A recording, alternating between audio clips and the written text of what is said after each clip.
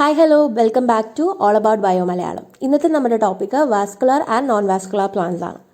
Plant ഗ്രൂപ്പ്സിലെ ഏറ്റവും basic ആയിട്ടുള്ള കുറച്ച് ക്ലാസിഫിക്കേഷൻസിൽ വൺ ഓഫ് ദി ക്ലാസിഫിക്കേഷൻ ആണ് വാസ്കുലർ പ്ലാന്റ്സും നോൺ വാസ്കുലർ പ്ലാന്റ്സും എന്ന് പറയുന്നത്.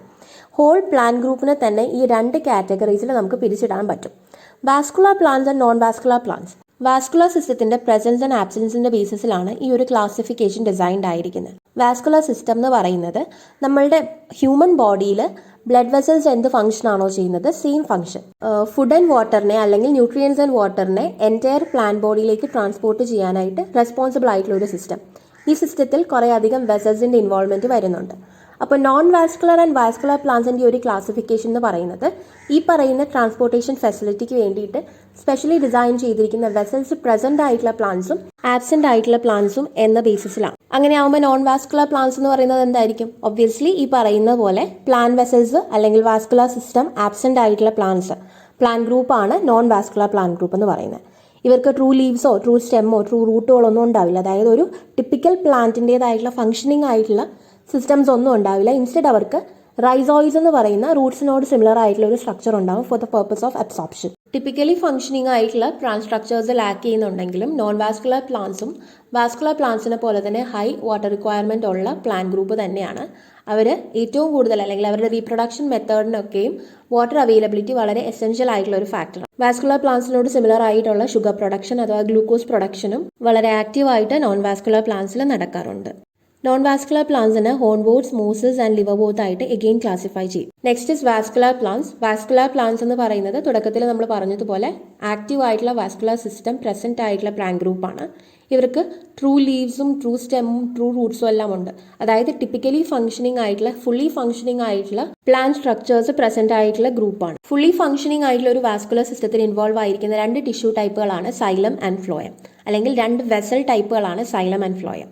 Even though they are similar in structures, they have entirely different functions. Actually പറയുകയാണെങ്കിൽ രണ്ട് ഡയറക്ഷൻസിലുള്ള രണ്ട് എൻറ്റയർലി ഡിഫറെൻ്റ് ആയിട്ടുള്ള ഫംഗ്ഷൻ ആണ് ഇവർ പെർഫോം ചെയ്യുന്നത്. സൈലം വെസൽസ് വാട്ടർ മോളിക്യൂൾസിന്റെ ട്രാൻസ്പോർട്ടേഷന് വേണ്ടിയിട്ടുള്ള വെസലാണ്. വാട്ടർ അബ്സോർബിംഗ് സെന്റേഴ്സ് ആയിട്ടുള്ള റൂട്ട്സിൽ നിന്ന് അബ്സോർബ്ഡ് ആവുന്ന വാട്ടർ മോളിക്യൂൾസിനെ കുക്കിംഗ് സെന്റർ ആയിട്ടുള്ള ലീവ്സിലേക്ക് ക്യാരി ചെയ്യുന്ന അല്ലെങ്കിൽ ട്രാൻസ്പോർട്ട് ചെയ്യുന്ന ഫംഗ്ഷനാണ് സൈലം ചെയ്യുന്നത്. സെയിം ടൈം ഫ്ലോയം ചെയ്യുന്നത് ലീഫ് പ്രൊഡ്യൂസ് ചെയ്യുന്ന ന്യൂട്രിയൻസിനെ എൻറ്റയർ പ്ലാന്റ് ബോഡിയിലേക്ക് ട്രാൻസ്പോർട്ട് ചെയ്യുന്ന ഫംഗ്ഷനാണ് ഫ്ലോയം വെസൽസ് ചെയ്യുന്നത്. ഇവിടെ ഷുഗർ ട്രാൻസ്പോർട്ടേഷൻ ആണ് ഫ്ലോയം മെയിൻ ആയിട്ട് ചെയ്യുന്നത്. രണ്ട് വാസ്കുലർ വെസൽസിന്റെയും ഫംഗ്ഷൻസിനെ കമ്പൈൻ ചെയ്ത് പറയുമ്പോൾ റൂട്ട്സിന്റെ അതായത് അബ്സോർപ്ഷൻ സെന്റേഴ്സ് ആയിട്ടുള്ള റൂട്ട്സിൽ നിന്ന് അബ്സോർബ്ഡ് ആവുന്ന വാട്ടർ മോളിക്യൂൾസിനെ സൈലം ക്യാരി ചെയ്ത് ലീവ്സിലേക്ക് എത്തിക്കുന്നു. ലീഫിലെ ക്ലോറോപ്ലാസ്റ്റും ക്ലോറോഫിൽ പിഗ്മെന്റ്സ് എല്ലാം കമ്പൈൻ ചെയ്ത് ഫോട്ടോസിന്തസിസ് എന്ന ഹ്യൂജ് പ്രോസസ്സ് നടക്കുന്നു. അതിന്റെ റിസൾട്ടായിട്ട് ക്രിയേറ്റഡ് ആവുന്ന ന്യൂട്രിയൻസിനെ phloem entire the plant body deliver ചെയ്യുന്നു.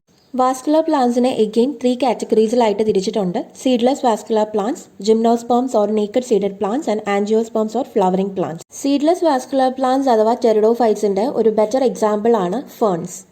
നേക്കഡ് ആയിട്ടുള്ള സീഡ്സ് ബെയർ ചെയ്യുന്ന വാസ്കുലർ പ്ലാന്റ് ഗ്രൂപ്പാണ് ജിംനോസ്പേംസ്. 3 കാറ്റഗറീസ് ആണ് ജിംനോസ്പേംസിലുള്ളത്: ജിങ്കോസ്, സൈക്കസ് ആൻഡ് പൈനസ്. ജിങ്കോസ് എന്ന് പറയുന്ന കാറ്റഗറിയിൽ പെടുന്ന ജിങ്കോ ബൈലോബ എന്ന് പറയുന്ന പ്ലാന്റ് വളരെയധികം ഇമ്പോർട്ടൻസ് ഉള്ള ഒരു പ്ലാന്റ് ആണ്. ജിങ്കോ ബൈലോബയെ ലിവിംഗ് ഫോസിൽ പ്ലാന്റ് ആയിട്ടാണ് നമ്മൾ കാണുന്നത്. Then cycas and pinus. Flowering vascular plant ഗ്രൂപ്പാണ് angiosperms. It is again classified as monocot and dicot plants. Numbers of കോട്ടിലിഡന്റെ ബേസിസിലാണ് നമ്മൾ ഈ പറയുന്ന മോണോകോട്ട് ആൻഡ് ഡൈകോട്ട് ക്ലാസിഫിക്കേഷൻ വരുന്നത്.